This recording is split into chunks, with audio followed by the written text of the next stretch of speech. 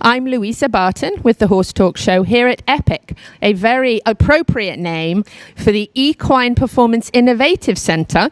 And I have Dr. Alberto Rullan, the mastermind behind probably the best equine rehab center in America and maybe even in the world.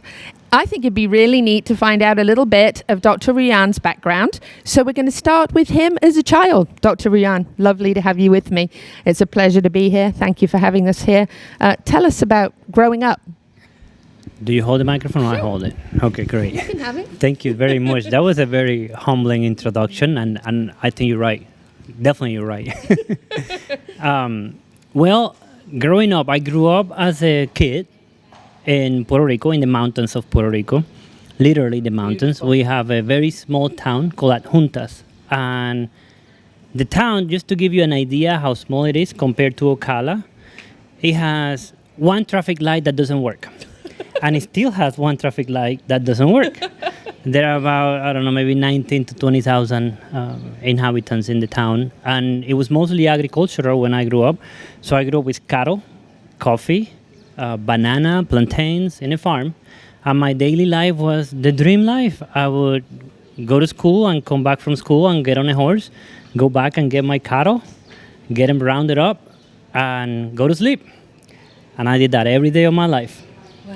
On Sundays and Saturdays, I picked coffee, picked banana, picked plantains, and we went to the farmer's market, get up at 2 a.m. in the morning on the weekends, and go and sell our products. So we also had a lot of horses. I remember it was we used it for cattle, and we also have some Pasofino horses. And one time in 1988, my dad was training a horse, and unfortunately, he was actually hit by a car. And this older gentleman had an asthma attack, and he hit my dad's the horse that my dad was riding at the moment, who happened to be my horse. And I was not there, but I was in school. And on my way back from school, I saw a big commotion. And I didn't know what was going on. I didn't pay much attention. So when I got to my grandpa, they say, your dad had an accident. So obviously we started running and see what happened. And that commotion was my dad having an accident. The car hit my horse on the back and broke its leg. And my dad fell on the road and broke his back. 3 vertebrae, 3 herniated discs, and he spent a whole year in bed after that. He couldn't move for a whole year. But backtrack a little bit, that horse was my best friend. I was 8 at the moment. I saw him every day. I rode him every day. Aww. And I was quite devastated about the horse being in trouble, obviously. So they transported the horse to the barn, and there was no vet in town. No one that could attend the horse because there was no vet in the mountains where I was coming from. And I knew I wanted to be a vet before, but at that moment that I saw that horse in the ground without getting up, that really, really sparkled my big interest into sports medicine and rehab. But most importantly, when they finally found a vet, they came about 2-3 hours later, and they told us that there was nothing we could do for the horse. So what I did was I said, this just cannot happen again. So after that moment, I made the decision that I was not going to lose horses again. And we work hard and hard not to, hold on just 1 second. Can we stop it? We can edit this out. Yeah, can you tell him to stop? I'm so sorry. Okay. It just distracts me a lot. Yeah, I know. No, we'll edit that out, don't we? Okay, you can cut it. Yeah, we'll cut that. Okay. All right, great. So where was I? So my horse was in the ground, right? And I made the decision as soon as they say there's nothing we can do for your horse, and we have to put him down. Oh. So at that moment, I made the decision that was never going to happen again to me when I was a grown-up. So I guess that was a defining moment in my life, right? And that pretty much, after that, everything that I did every day until today has been for the horse. to save horses and to make sure that no one tell us we cannot do something for a horse. And you have probably seen a lot of our cases, and we are very popular because we don't give up on horses, and it's all because of that story. That defining moment has brought some miracles for some other people, which in another segment we're actually going to talk and share with our audience some of those miracles.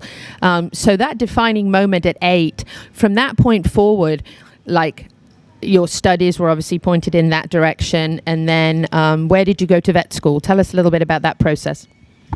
So the first obstacle that I found the second day after we had to put my horse down was there was no vet school back home. So there was not a vet and there was no vet school. So I couldn't practice with anybody. I couldn't shadow anybody at that moment. And I didn't have any hope to go to vet school. So I started researching, and I found out that there were some vets in the island, obviously, in Puerto Rico. There were also other vets that went to the United States for vet school.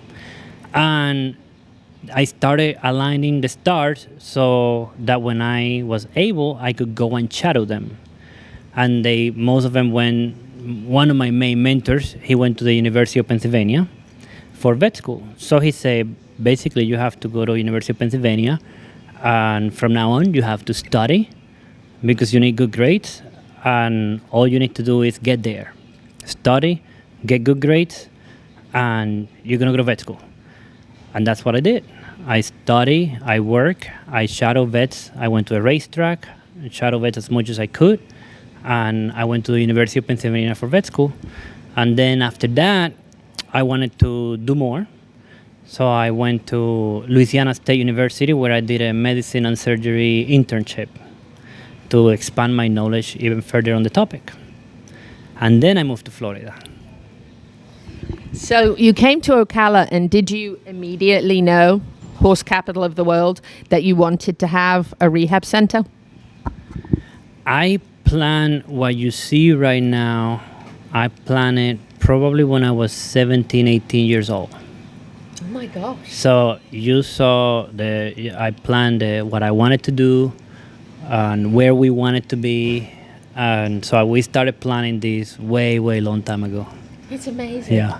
And yeah. look at where you are. Yeah, it's incredible. Amazing how, the word and good energies, good deeds and then get you. Steps to finding this place.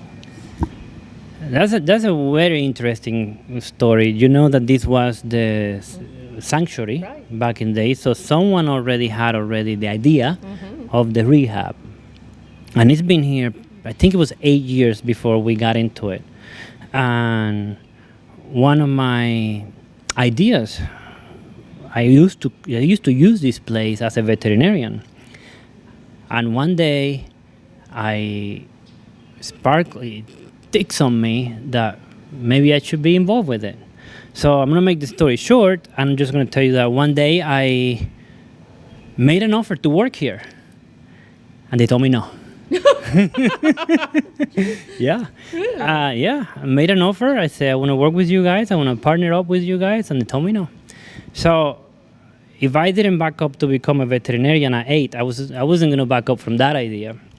So I kept, working, looking for avenues. And one day, one of my